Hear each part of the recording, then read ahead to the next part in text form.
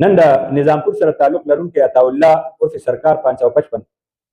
حکومت یو ځل بیا ضلعي انتظامیه ډیپټي کمشنر قانون نافذ کولو والا ادارو هغه 3 ام پی او لاندې جیل ته ولېږلو. د دې اصل وجوهات څه دي او اصل حقایق کوم چې زموږ ضلعي انتظامیه سره خبره شوې ده، عام خلکو سره زموږ خبرې شوې دي، دغه تفصیلات تاسو ته وړاندې کوو، تاسو ته مخې ته کیږو. عطا الله عرف سرکار 555 د جبای کلي سره تعلق لرونکی نوجوان چې تیر څه وخت نه ډېر زیات مشهور شو او په سوشل میډیا باندې باقاعده خپل یو تشهیر د یو ډان په شکل کې هغې په میډیا چې کوم د دې استعمالو نو هغه داسې انداز کې چې هغې کې ډېر زیاتې حلقې انوالو شوي. قانون نافذ کولو والا ادارو حکومت نور چې کوم حساس جنسای دي هغه دې حوالې سره ډېر زیات جانبین کړی دی او په دې باندې کار هم کړی دی. دلته کې په دې نظامپور کې چې کوم انلیګل مایننګ کېږي دې حوالې سره د صوبایي حکومت د هغې واضحه اعلان دی او یو منصوبه بندي ده. څو ځل د دې لیز وشو او لیز کې رکاوټونه راځي، بیا دغې کې چې کوم سرکاري طرف نه چې کوم چاته میلاو شي هغې کې کوم وجوهات چې هغه لیز کامیابیږي نه، بیا دغلته چې کومې جګړې کېږي د دې پریزنټیشن چې کوم په تېرو 4 میاشتو کې د نظامپور چونکې دا د پنجاب سره لګېدلې علاقه ده، موږ چې په ګوګل میپ باندې سرچ کوو نو دې کې د نوخار خیبر پښتونخوا ذکر نه راځي، دې کې د پنجاب ذکر راځي، مطلب د پنجاب په حدودو باندې ده. دغه وجه ده چې د پنجاب حالاتو د وجې نه او اسلام آباد سره نزدېکت د وجې نه حساس ادارې چې کوم زمونږ قانون نافذ کولو والا ادارې دي، اهم مقتدر قوتونه دي، نو هغه دې بنیاد باندې ډېر سینسیټیو وي او هر قسمه داسې اکټیویټي چې هغه امن عامه دپاره خطره جوړېږي او بیا د پنجاب سره او اسلام آباد سره نږدې داسې خلک لګوي، نو دې سره نرمي حکومت موږ چې کومه تجربه د ایکسپیرینس دی نو دې حوالې سره ډېر سینسیټیو دی، هغې باندې کاروی کوي. دلته په دې نظامپور کې باقاعده ضلعي انتظامیې باندې او پولیس چې کوم ګاډي تللي وو هغې باندې باقاعده دغلته کې حمله شوې وه، د هغې نه پس بیا دغلته ډزې شوي دي او دلته کې د جنګ یو سما او وسله کلچر په دې نظامپور کې شروع شو. د نظامپور هغه چې کوم اصل کاروباري یو شکل و دغلته عسکري سیمنټ فیکټري ده، د ښایسته غرونه دي او د ټولو نه غټه سیمنټ فیکټري په دې نظامپور کې پرته ده. نو د دې وجې نه حکومت د دې علاقې حوالې سره ډېر سینسیټیو دی او هیڅ قسمه داسې اکټیویټي چې هغې کې شرپسندي راځي او دهشتګردي راځي، ریاستي ریټ چلنج کولو خبره راځي، ریاست دپاره خطره راځي، نو د دې خلاف بھرپور طریقې سره حکومت د هغې پلانینګ مخکې شوی دی او په دې باندې کاروی کوي. پاتې شوه د نری ټکه ټوکه چې کوم روزګار حوالې سره د مقامي خلکو شروع دی، نو حکومتي چې کوم چارواکي دي یا ادارې دي هغې په دې باندې پوهېږي چې دا پسمانده علاقې دي او که څوک ځان له لګیا وي او په وړه پیمانه باندې خپل علاقه کې نو دغې باندې مونږ ډېر ټیټ چارج نه دی کتلی. حکومت د طرف نه سختترین اپریشن تېرو ورځو کې هم شوی دی، بیا به هم کېږي او اپریشن لا جاري دی، اپریشن نه دی بند. خو کله چې د حکومت په لویه پیمانه باندې بدنامي شروع شي او د ادارو بدنامي شروع شي، متعلقه چې کومې محکمې دي د هغې بدنامي شروع شي، ریاستي ریټ دپاره خطره هغې ته محسوس شي چې دا راتلونکي وخت کې خطره جوړېدی شي، افسرانو دپاره ډېر لوی پیغور جوړ شي، نو دې باندې بیا هغه سړی وایي چې اوچ او لانده پکې ټول سوځي، نو بیا غریب او امیر هغه فرق نه ګوري، حکومت بیا حالات کوي. دغه سلسله د تېر څه وخت نه دلته چې کوم د نظامپور هغه کاروباري مخ هغه د وسلې په شکل کې خلکو پېژندو، درنې وسلې راغلې او ګروپونه راغل، دلته کې باقاعده په حملې په یو بل وشوې او په پولیس انتظامیې باندې حملې شوي دي. نو په دغې باندې نو کمپرومایز د حکومت یو فیصله راغلې ده او ضلعي انتظامیې ډیپټي کمشنر ته فری هینډ ورکړی شوی دی چې هر قسمه ته کاروایي کوې تا ته فری هینډ دی. مونږ ډیپټي کمشنر صاحب سره خبره وکړو نو هغه د دې تصدیق وکړو چې مونږ نن کومه کاروایي کړې ده، نو دا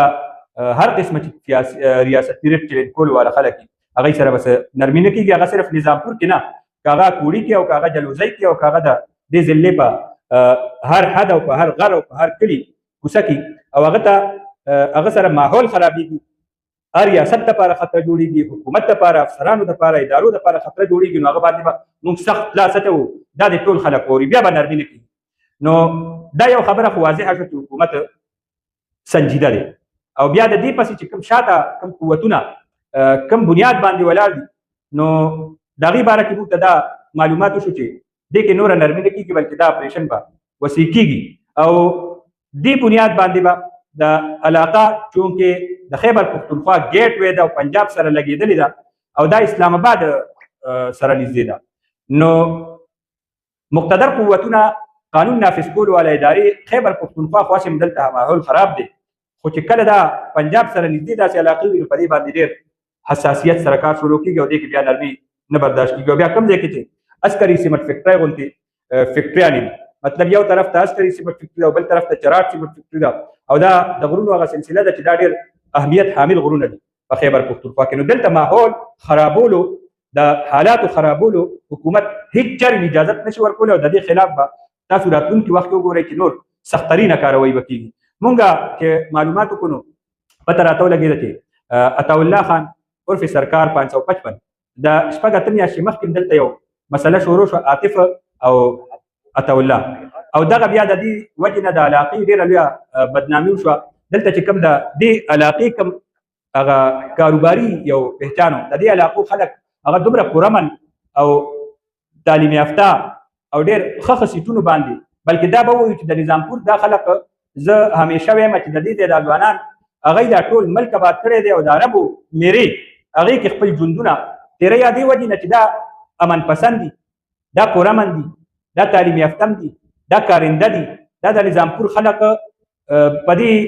ملک کې چې کوم ځای کې تاسو ګورئ د آرمي کنټینونه یو د آرمي ټیکي وي نو دې خلکو سره وجه څه ده وجه هم دا یو ده چې دا پرامن دي تعلیم یافته دي کاروباري دي سنجیده دي او دغه سنجیدګۍ د وجې نه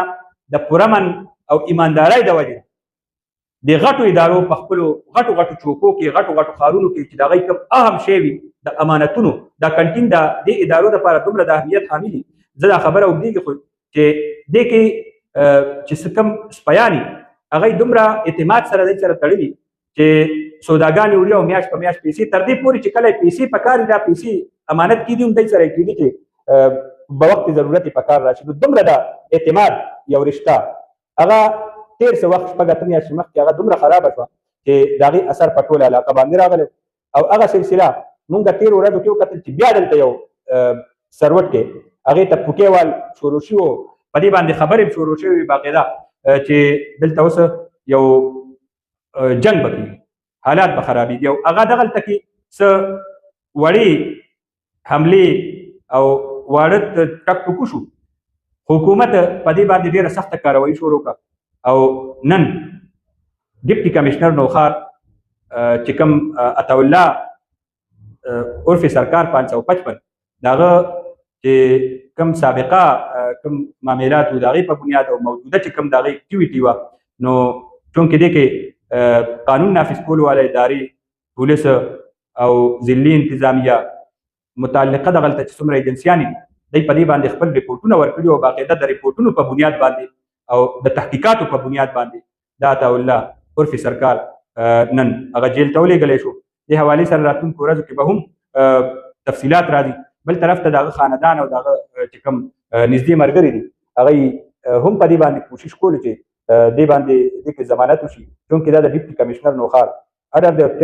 3 MPO داسې یو دفعه ده کوم ځای کې چې حکومت ته انتظامیې ته وښکاري چې یاره د کسب د نقص عامه امن عامه دپاره خطره ده نو هغه په دغه اډر په بنیاد باندې چې تر کله پورې وغواړي هغه بند ساتلی شي او دا د دې علاقې دپاره به زه یو خبره وکړم چې الله تعالی په یو وخت راوستی دی یو سلسله یې پرې راوستې ده نو دغلته د مشرانو له د صبر نه تحمل نه او عفو درګذر نه او یو بل سره د ښېګړې په بنیاد باندې ټیم ورک په بنیاد باندې دی له دغلته کار کول پکار دی او حکومتي چې کومه فیصله وي امن و ان د خلکو له تسلیمول پکار دي حکومت هیڅ یو فیصله داسې نه کوي چې هغه د خلکو په نقصان کې وي کوم ځای کې چې داسې معاملات راشي د لیزونو او د دغه نو هغې کې مقامي خلکو ته بیا خامخا سهولیات ملاویږي روزګارونه ورته پکې ملاویږي هغوی ته پکې غټې ټیکې ملاویږي تر دې پورې حصې ملاویږي نو که دغه خلک سنجیدګۍ سره په دې باندې کار وکړي او حکومت سره تعاون وکړي او زما خیال دا دی چې ډیپټي کمشنر نوخار سره کېني ضلعي انتظامیې سره په یو لین باندې راشي او دغې دیرپا یو داسې منصوبه حکومت ته پیش کړي چې حکومت د دې خلکو په مفادو کې یو دیرپا منصوبه دغلته شروع کړي او هغه که د لیز په صورت کې هغه که د نور یو طریقه کار ولې جوړ کړي هغه به د دې ټولو خلکو دپاره په کار راځي او که دا نه نو همدغه یو سلسله به جاري وي. دلته به پکې بیا مسایل هم جوړېږي او حکومت به وقتا فوقتا داسې کاروایانې کوي چې هغه به د دې علاقې راتلونکي وخت نه صرف دا چې د